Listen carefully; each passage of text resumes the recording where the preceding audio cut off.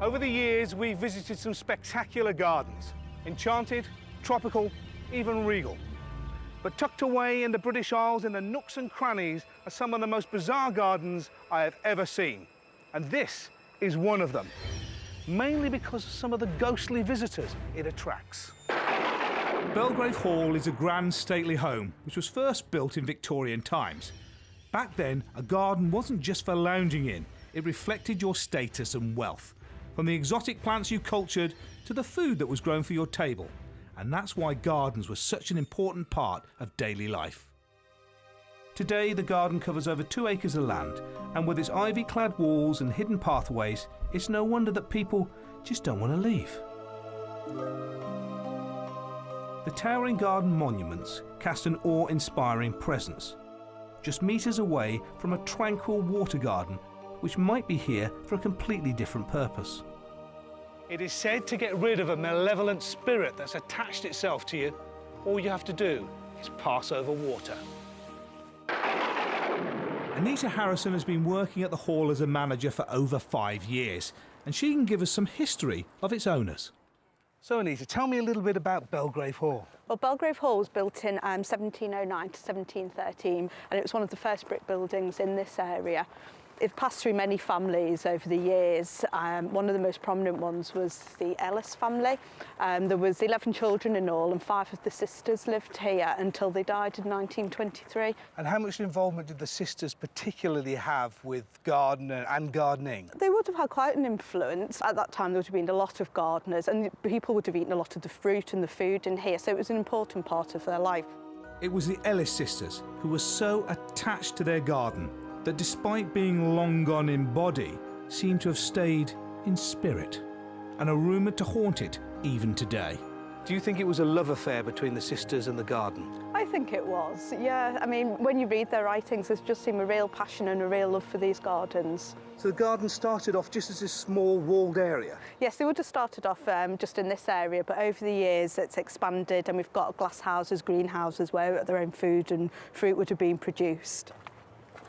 But these greenhouses were so important during the Victorian times, weren't they? I mean, they were a status of their wealth, and it was a time when people did start travelling and bringing back lots of different types of plants for, you know, and kept them in houses like this. It's quite eclectical, because you've got this as an alpine house here. Yeah. So you would have had a lot of greenhouses here, not only for plant collections, but also for food, is that right? Yeah, yeah. And I mean, a lot of the food would have been grown here, prepared here, and cooked in the kitchens by the cook who would have lived on the premises. So they had areas to entertain, areas to enjoy themselves, and areas to produce. It's like a little climate, isn't it? Everything that they need. Yeah, all enclosed here, yeah. Fantastic.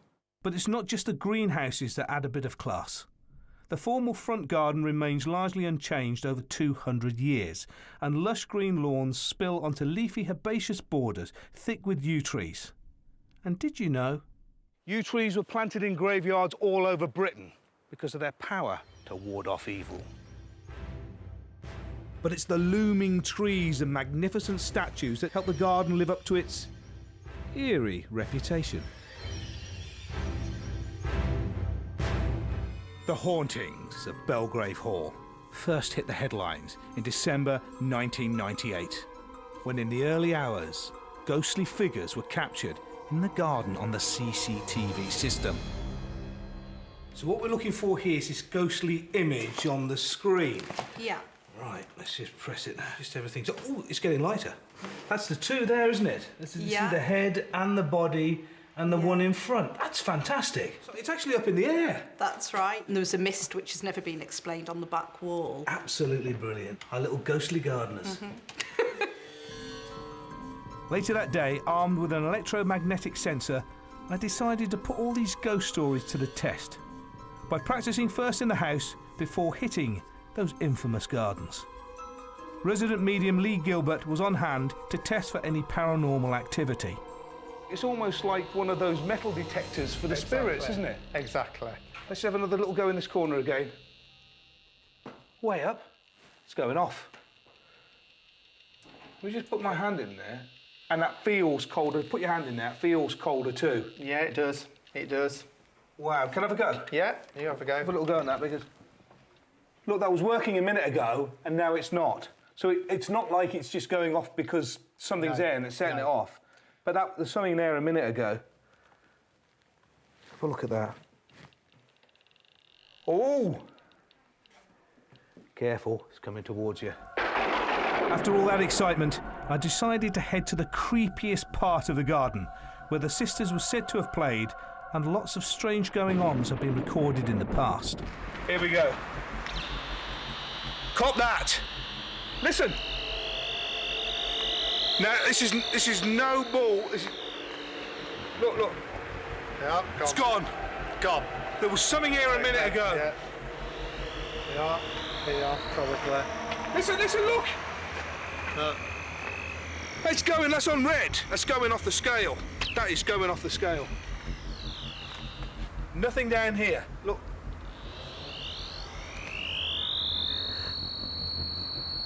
That's creeping me out. So you have it. A little bit of night hunting there for the old ghost. And I think at the far end we certainly... There's one coming around now. It's gone again. It just comes out. Right, I've had enough of this. I'm not going to hoof it.